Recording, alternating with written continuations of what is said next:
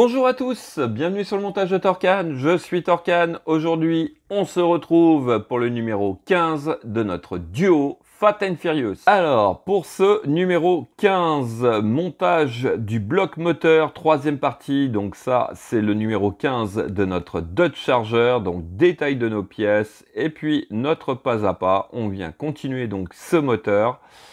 Ouais, on va venir rajouter des pièces. Et on va venir récupérer donc ce que l'on avait fait au numéro 1, il me semble.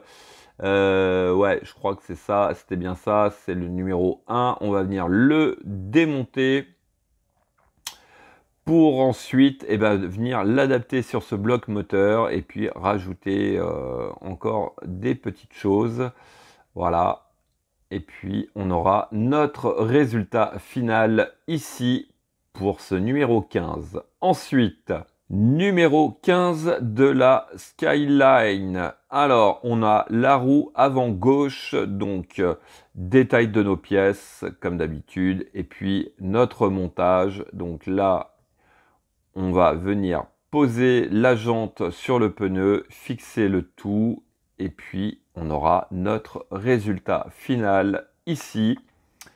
Donc là, la Nissan Skyline, ça fait un peu timide, hein, les numéros. Bon, c'est pas grave. En attendant, on est parti pour le montage. Alors, voici nos pièces. Alors, en étape 1, on va venir récupérer... Alors, je cherche laquelle que c'est pas celle-là. Bon, en tout cas, on a nos vis déjà. On va mettre de côté. Ah, ça serait peut-être bien celle-ci. Non. Donc, ce serait celle-ci. Voilà. Alors, parce que là, c'est un peu brouillon. Non, ça, c'est la 2. Ah, d'accord. Ok. Voilà pourquoi je comprenais pas trop. Alors, on va prendre notre pièce B et notre pièce A, justement. On va venir tout simplement les superposer comme ceci. Voilà, et puis on va venir fixer le tout avec 4 vis AP. Donc 1, 2, 3 et 4. Donc voici qui est fait. Alors ensuite, on va venir prendre notre pièce C. Alors cette pièce C, elle va dans quel sens? Donc déjà, elle va à l'envers, le côté incurvé vers l'intérieur. Mais... Ouais, donc en fait, on a une partie qui est biseautée par rapport à l'autre. Quand on regarde le dessus, ici c'est biseauté, donc ça doit aller comme ceci. Voilà, donc on le met bien au fond. Et donc ici, ici, ici et ici, on va venir mettre 4 vis AP. Donc voici qui est fait. Alors ensuite, on récupère notre bloc moteur que voici. On va venir retourner le tout de façon à avoir cette vue là au-dessus. Et on va venir positionner donc à l'intérieur ici, on a 4 encoches pour les 4 tubes. Voilà. Et on va venir enfoncer le tout de façon à ce que les tubes viennent en contact à cet endroit. Voilà, comme ceci. Et puis, on va fixer le tout avec 4 vis CM. Donc, voici qui est fait. Ensuite, on va venir pour l'étape 4 récupérer notre pièce D et E que voici. Donc, on vient tout simplement superposer les deux pièces et puis donc ici et ici on va les fixer avec 2 vis AP.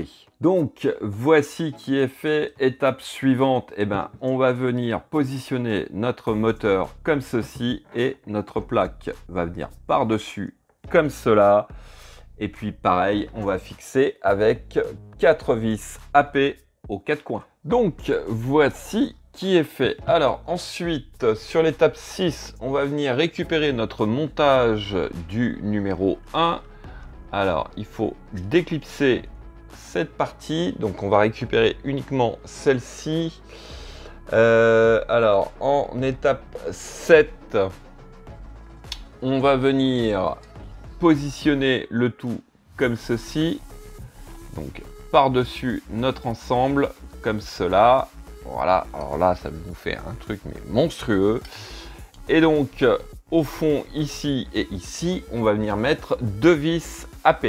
Donc, voici qui est fait. Alors, ensuite, on va venir récupérer alors ces petites barres. Alors, ça va de la plus grande, d'après ce que je comprends, à la plus petite.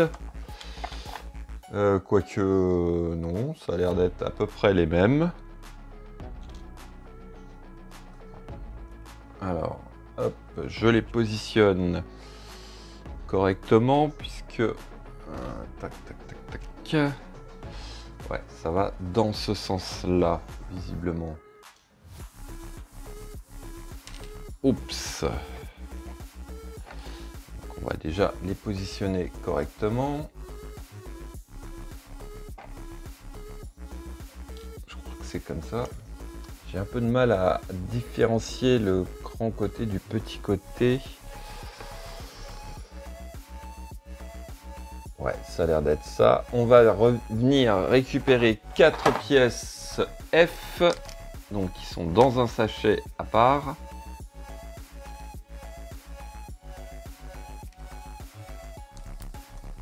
Alors, hop. On vient... Ouais, je pense que c'est ça, c'est sur le côté qui est le plus petit. On va venir mettre, emboîter ces parties comme ceci. Donc, voilà ce que ça donne. Alors, une fois que c'est fait, on va venir prendre... Alors, on va prendre une grande barre. Et il s'agit de venir rentrer donc le petit picot qui est ici dans le trou. Et alors là, on va voir si je ne me suis pas trompé, ce qui me semble... ouais. J'ai l'impression que je me suis trompé sur le sens, puisque c'est censé arriver... Alors, je vois pas trop, donc je vais prendre mes lunettes loupe, parce que là, fin de journée, ça devient compliqué. Alors, à l'arrière, ici, on a 4 trous. On est censé... à ce que l'extrémité vienne... J'essaye un truc. Voilà, ok, d'accord. Donc, problème...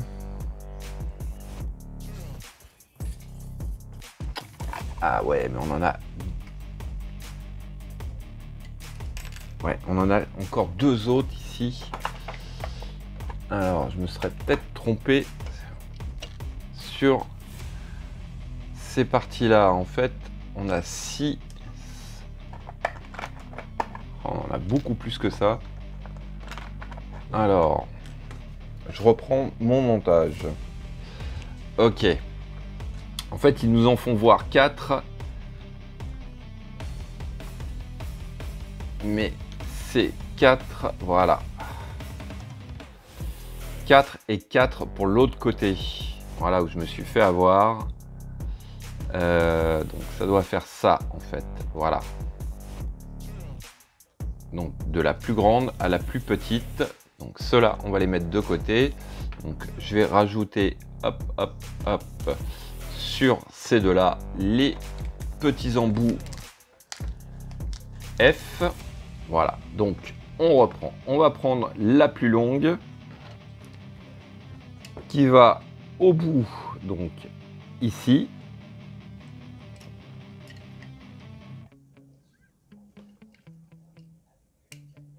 Voilà, et ça va se retrouver donc dans le trou en haut à gauche.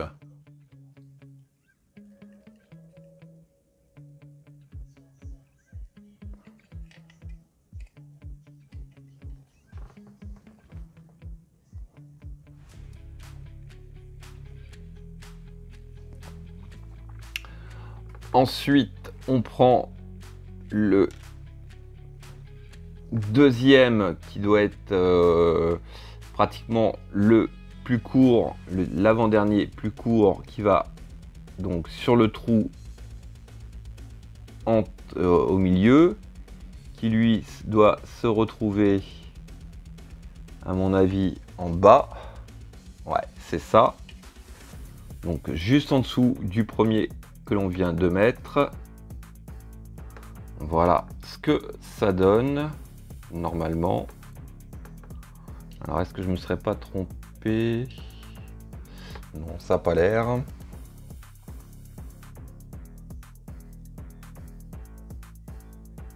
Voilà. Ensuite, on prend le plus petit, par exemple, que l'on va mettre sur le premier trou qui se trouve ici. Voilà. Et qui se retrouve sur le trou en haut à droite pour l'autre extrémité.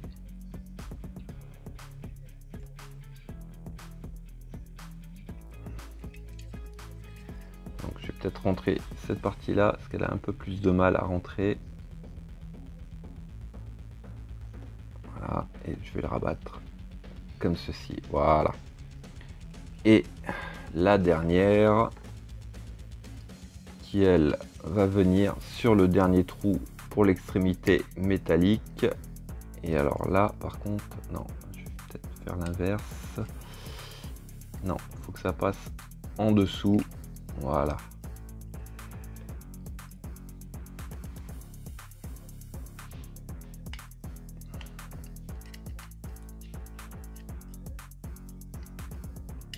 Donc,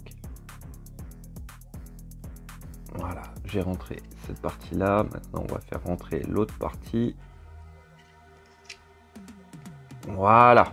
Bon, voici ce que ça donne. Alors ensuite, eh ben, tout simplement, on va faire la même étape, mais de ce côté.